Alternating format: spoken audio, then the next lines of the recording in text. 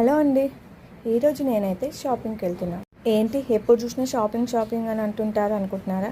Shopping అంటే ఎవరికి ఇష్టం ఉండదు చెప్పండి. షాపింగ్ అయితే వెళ్తున్నా, కానీ ఎవరికి ఏంటి అనేది వీడియో మొత్తం చూడండి, మీకే అర్థమవుతుంది. ఇప్పుడైతే సికింద్రాబాద్లో ఉన్న డ్రెస్ ప్యాలెస్ మాల్కి అయితే వచ్చిన. మిమ్మల్ని ఇబ్బంది పెట్టడం ఎందుకులే కానీ ప్రతి ఇంట్లో ఒక చిన్న కోతోడు ఉంటారు కదా, వాడే మా లక్కీ. బర్త్డే డ్రెస్ షూట్ లాంటిది అయితే బాగుంటుందని నేనైతే సెలెక్ట్ చేశాను. షూట్ అయితే వన్ టైంకి యూజ్ అవుతుంది, పిల్లలు పెద్దగా అవుతుంటారు, తర్వాత పనికి రాదు అనేసి అయితే అన్నారు మా వారు. అది కూడా కరెక్టే కదా అనేసి చాలా డ్రెస్సులు అయితే సెలెక్ట్ చేశాము. కానీ మా లక్కీ ఓపికకైతే సెల్యూట్ చేయాలి, వాడైతే అస్సలు విసిగించుకోలేదు. చాలా డ్రెస్సులు ట్రయల్ చేశాము.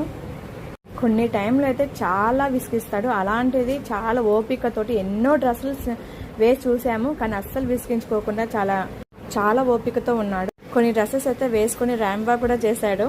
కానీ అబ్బాయిల డ్రెస్సెస్ మాటకు వస్తే మాత్రం సెలెక్ట్ చేయడానికైతే తిప్పలు పడాల్సిందే. ఎందుకంటే ఏ డ్రెస్ చూసినా ఆల్రెడీ వీడు వేసుకున్నాడు కదా అనే అనిపిస్తుంది డ్రెస్లను చూస్తే.